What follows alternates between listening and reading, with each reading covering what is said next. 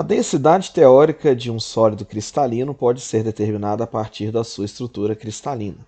O cobre, por exemplo, apresenta uma estrutura cúbica de face centrada, com um parâmetro de rede de 0,3615 nanômetros. A densidade do cobre em grama por centímetro cúbico é de.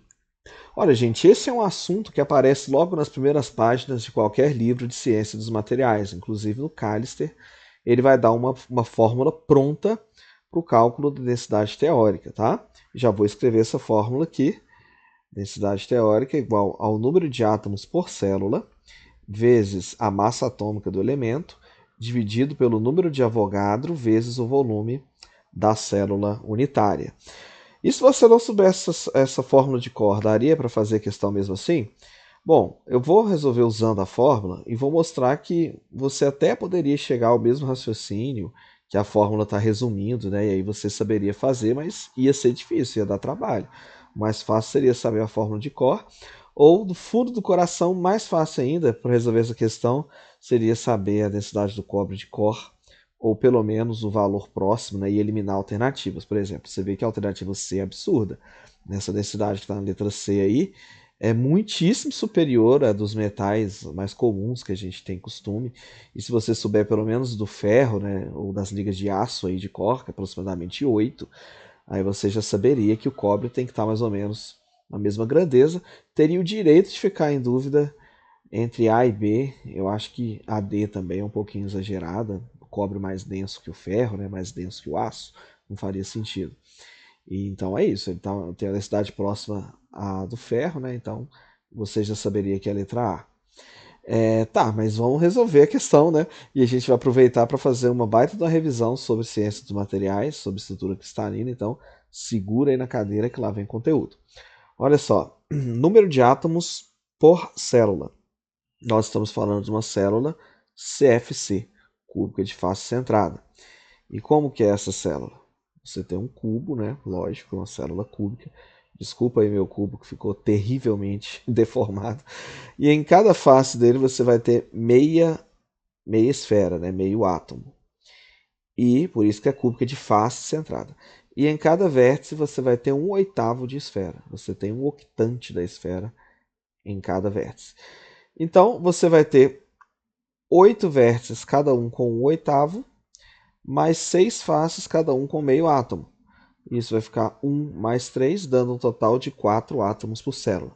Se fosse cúbica de corpo centrado, CCC, você teria 2 átomos, tá, dentro da célula. Então, o primeiro número aqui, o N, a gente já tem, é 4. Esse A aqui é a massa atômica, que foi dada aqui, ó, 63,546. E haja casas decimais. Professor, vou ter que fazer essa conta toda no lápis. Infelizmente, né? E o número de Avogadro foi dado aqui, 6,02, com 2 ali, né? Vezes 10 a menos 23. E o volume da célula é facilmente calculado, porque o parâmetro de rede que ele está falando aqui, normalmente indicado pela letra A, nada mais é do que a aresta da célula cúbica, tá? Então basta calcular o cubo desse número, o que vai dar trabalho. E aí eu já vou comentar o seguinte: é claro que eu resolvi essa questão aqui antes de gravar, e se a gente arredonda aquele valor ali, aí você vai arredondar aqui, vou usar 0,4. Aí você vai encontrar um valor muito próximo da alternativa B. E a gente já falei aqui, já dei spoiler, que o gabarito é a letra A.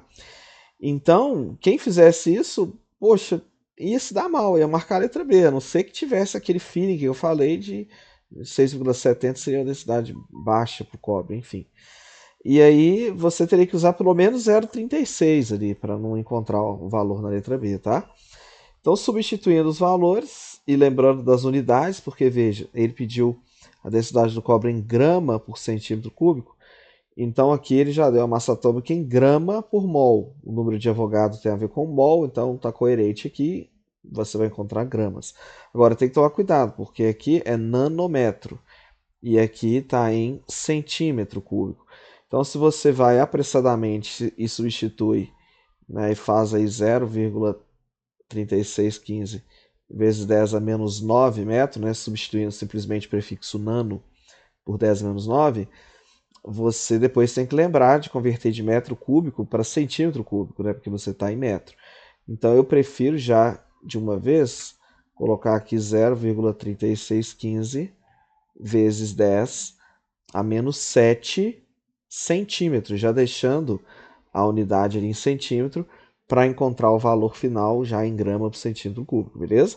Então o cálculo seria 4 vezes 0,3615 vezes 10 a menos 7 ao cubo, dividido por o número de Avogadro, 6,022 vezes 10 a menos 23, vezes o volume. Desculpa, gente, eu troquei, né? Aqui que entra o volume da célula. 0,3615 vezes 10 a menos 7 ao cubo. E ali em cima a gente coloca a massa atômica, né? Que já está em gramas por mol. Então, 63,546. E aí, isso aqui vai dar um trabalhão danado. Então eu vou aproximar. Aí é o que eu falei para vocês. O que, que dá para fazer aqui que eu vi? Já fiz as contas, só para não tomar nosso tempo aqui no vídeo. Se você disser que o número de Avogadro é 6, né, e desprezando 0,22, beleza.